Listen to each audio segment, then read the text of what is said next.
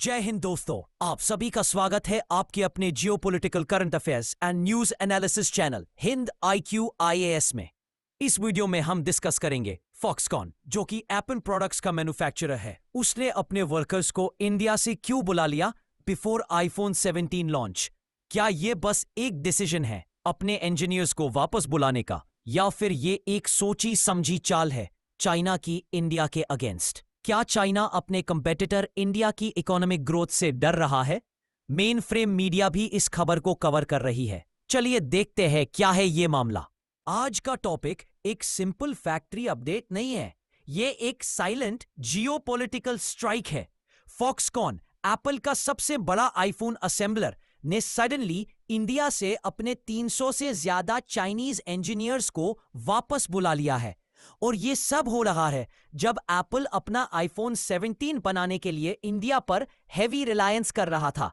क्या यह manufacturing decision है या चाइना की स्ट्रेटेजिक चाल? चलिए समझते हैं इस पूरे क्राइसिस को डिटेल में। फॉक्सकॉन के श्रीपेरुम्बदूर प्लांट से, जो तमिलनाडु में लोकेटेड है, चाइना ने 2 महीनों में लगभग 325 इंजीनियर्स वापस बुला लिए। ये इंजीनियर्स हाईली स्किल्ड टेक्नीशियंस थे जो आईफोन मैन्युफैक्चरिंग के डेलिकेट स्टेजेस जैसे logic board alignment, camera module assembly और प्रोडक्शन ट्रेनिंग के लिए इंडिया आए थे। इस मास रिकॉल का टाइमिंग भी सस्पिशियस है। एप्पल का प्लान था कि 2025 के iPhone 17 लाइनअप का बड़ा चंक इंडिया में बनेगा, लेकिन अब यह प्लान डिले में जा सकता है। तो इस डेवलपमेंट का भारत, एप्पल और चाइना पर क्या असर पड़ेगा?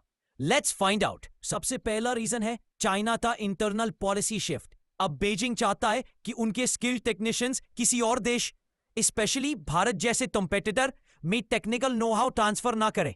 कई तरीके से यह एक रिवर्स ब्रेन ड्रेन पॉलिसी बन चुकी है। दूसरा रीजन है जियोपॉलिटिकल राइवलरी। एप्पल जैसे यूएस कंपनीज अगर चाइना से प्रोडक्शन हटाकर भारत शिफ्ट करते हैं तो बीजिंग को लगता है उनका कंट्रोल और डोमिनेंस ग्लोबल इलेक्ट्रॉनिक्स मार्केट में कम हो रहा है। और तीसरा, मोर सटल रीजन है एप्पल का इंडिया शिफ्ट। चाइना चाहता है कि एप्पल जैसे ब्रांड्स चाइना में ही मैन्युफैक्चर करें, ना कि भारत जैसे इमर्जिंग राइवल में। तो इंजीनियर्स को वापस बुलाकर चाइना एक छुपा हुआ प्रेशर टैक्टिक यूज कर रहा है। एप्पल ने अब चाइना से अपनी मैन्युफैक्चरिंग हटाकर भारत की तरफ रुख कर लिया है, और इसके पीछे कुछ सॉलिड रीजंस हैं। पहला, यूएस चाइना टेंशंस का कंटिन्यूअसली बढ़ना। दूसरा, कोविड डिसरप्शंस ने एप्पल की सप्लाई चेन को काफी डैमेज किया। और तीसरा, पॉलिटिकल अनसर्टेनिटी इन चाइना। अब एप्पल चाहता है एक सेफर, मोर स्टेबल ऑल्टरनेटिव, और भारत उस रेस में आगे है। इंडिया ऑफर्स सस्ती और abundant labour, pro manufacturing policies जैसे कि PLI स्कीम, और एक स्ट्रेटेजिक लोकेशन जो एक्सपोर्ट्स के लिए परफेक्ट है। लेकिन चैलेंज भी है। इंडियन वर्कर्स अभी भी कॉम्प्लेक्स असेंबली लाइंस को समझने की लर्निंग फेज में हैं।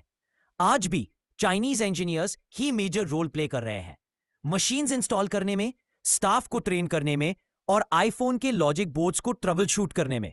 फिर भी एप्पल का ये लॉन्ग टर्म बेट है। अगर ट्रेनिंग सक्सेसफुल हुई तो भारत बन सकता है एप्पल का नया ग्लोबल मैन्युफैक्चरिंग हब। सबसे पहले इंपैक्ट पड़ा है वर्कफोर्स ट्रेनिंग पर। चाइनीज टेक्नीशियंस ने जो ट्रेनिंग मॉड्यूल्स बनाए थे वो मिड वे ते ही छूट गए। अब इंडियन स्टाफ को और ज्यादा टाइम लगेगा to become factory floor ready. दूसरा इफेक्ट है प्रोडक्टिविटी पे। एप्पल का कहना है कि प्रोडक्ट क्वालिटी सेफ है, लेकिन प्रोडक्शन आउटपुट 10 से 15% तक स्लो डाउन हो सकता है। और तीसरा, कॉस्ट एंगल है। फॉक्सकॉन को अब नए टेक्नीशियंस ताइवान और वियतनाम से बुलाने पड़ रहे हैं, जो ट्रेनिंग और सेटअप कॉस्ट को और बढ़ा देंगे। शॉर्ट टर्म में आउटपुट हिट हो सकता है, लेकिन लॉन्च डिले होने का कोई कॉन्फर्मेशन अभी तक नहीं आया है। लॉन्ग टर्म में यह सिचुएशन इंडिया के लिए एक अपॉर्चुनिटी भी हो सकती है।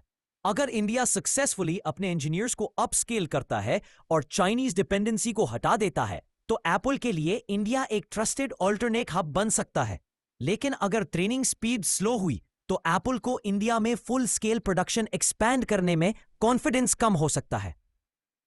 फॉक्सकॉन का न्यू प्लांट जो कर्नाटका में बिल्ड हो रहा है, उसका फ्यूचर भी अब टेक्निकल एक्सपर्टीज अवेलेबिलिटी पे डिपेंड करेगा। ये पूरा एपिसोड ग्लोबल मैन्युफैक्चरर्स के लिए एक वार्निंग है। टेक्निकल डिपेंडेंसी भी एक सप्लाई चेन रिस्क है। एप्पल ने ऑफिशियली तो कुछ नहीं कहा, लेकिन सोर्सेस कहते हैं कि वो क्वाइटली ताइवान और वियतनाम के इंजीनियर्स को इंडिया शिफ्ट कर रहे हैं ताकि प्रोडक्शन प्रोसेस स्मूथ रहे। फॉक्सकॉन के इंटरनल सोर्सेज ने ब्लूमबर्ग को बताया कि इंजीनियर्स का एग्जिट पॉलिटिकल प्रेशर के वजह से हुआ, नॉट परफॉर्मेंस रिलेटेड।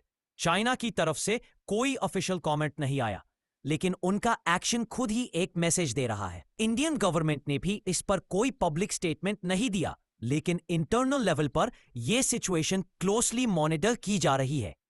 अब एप्पल और फॉक्सकॉन ने क्या स्टेप्स लिए हैं? ताइवानीज और वियतनामीज इंजीनियर्स को इमीडिएटली कॉल किया गया है ट्रेनिंग और सेटअप सपोर्ट के लिए। इंडियन वर्कफोर्स के लिए fast track skill programmes launch हो रहे हैं। फॉक्सकॉन के एग्जिस्टिंग स्टाफ और आईआईटी मद्रास के कोलैबोरेशन से इंडियन गवर्नमेंट ने फॉक्सकॉन को पीएलआई स्कीम में और भी इंसेंटिव्स ऑफर किए हैं ताकि प्रोडक्शन डिसरप्शन से बचा जा सके। लॉन्ग टर्म में यह सिचुएशन इंडिया के कोर इलेक्ट्रॉनिक्स कैपेबिलिटी को ग्रो करने का चांस भी है और एप्पल को अपने डाइवर्सिफिकेशन मॉडल को रिफाइन करने का। तो चलिए एक स्नैपशॉट देखते हैं। पहले चाइनीज इंजीनियर्स का स्ट्रेंथ 350 प्लस था, अब केवल कुछ ही लोग इंडिया में बचे हैं, वो भी मोस्टली मैनेजरियल लेवल पे। ट्रेनिंग का जो अर्लियर लीड टाइम था वो 2 वीक्स से बढ़कर अब 6 वीक्स हो गया है। पायलट प्रोडक्शन स्लाइटली डिले हुआ है, लेकिन एप्पल ने बफर स्टॉक रेडी रखा है। इसका मतलब यह है कि एप्पल के फाइनल लॉन्च प्लान्स शायद अनअफेक्टेड रहेंगे, but it will come at a cost. दोस्तों, यह इंसिडेंट एक और बार यह बताता है कि सप्लाई चेन्स अब सिर्फ इकोनॉमिक नहीं रही, वो जियोपॉलिटिकल बैटलग्राउंड्स बन चुकी हैं।